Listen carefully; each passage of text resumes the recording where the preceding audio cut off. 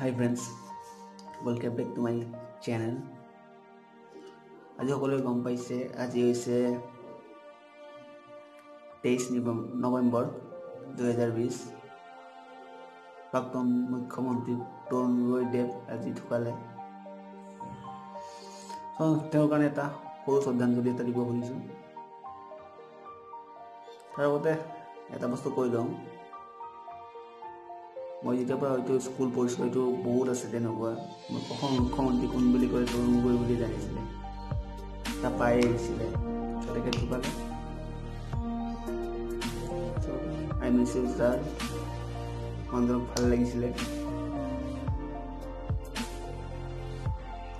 এই শ্ৰদ্ধাঞ্জলিটো তেওঁৰ কাৰণে, তেখেতৰ আত্মাই যাতে চিৰশান্তি পাওক, সেইখিনি। নমস্কাৰ।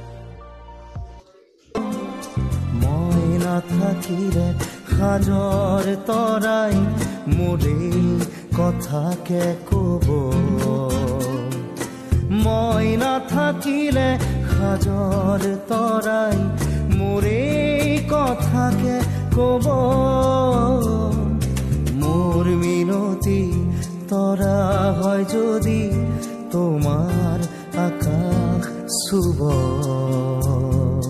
মোৰ এই গান যদি সুৰ হয়, মোৰ এই গান যদি সুৰ হয়, তোমাৰ বনত ৰব।